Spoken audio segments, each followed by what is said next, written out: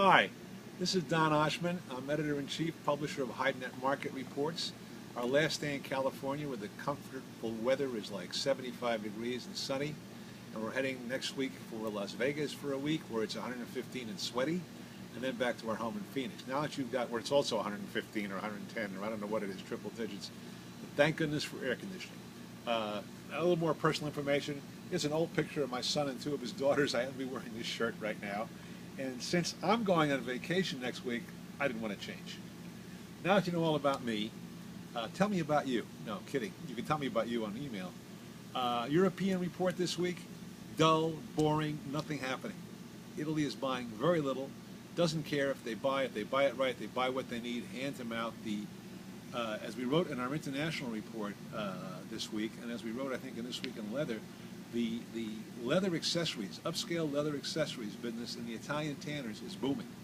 Those guys are doing great, and that's why the calfskin, vealskin market is so strong over there. But otherwise, automotive upholstery is wonderful in Europe still, and that's keeping the price of South German bulls up.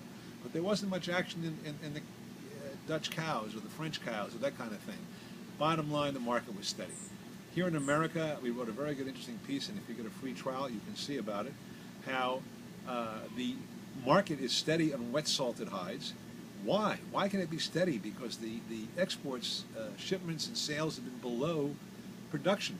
The production has been, out of 3 or 4 weeks for the quarter that just ended, the producers didn't sell all they made. Well, why? Because there's an overhang of wet blue. Estimates say there's anywhere from 300 to 800,000 wet blue hides unsold, sitting in producers' hands. So it's a tale of two markets, as we talk about. You've got the wet salted market, which is steady because it's 2/3 of the kilo, but they managed to move it. But the other third of the kilo, which is wet blue, is draggy, and sellers are having a rough time finding orders. In Latin America this week, raw prices continue to hit up against the ceiling, stressing tanners there who have to buy wet blue to make buy fresh hides to make their wet blue. But the wet blue market is going down, so it's a squeeze on these guys. They can't get over $1.55 CFR for the best TR1, full substance wet blue, and yet they have to keep paying more for the fresh hides they buy. This week in leather, we talked about leather business, when it's going to happen, what's happening, how leather sales are, how the economies are a big deal, and we report about how the consumer confidence in China has slowed.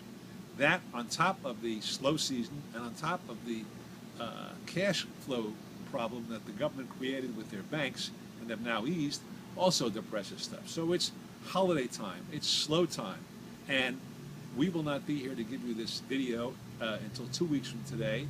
Urge you to watch it.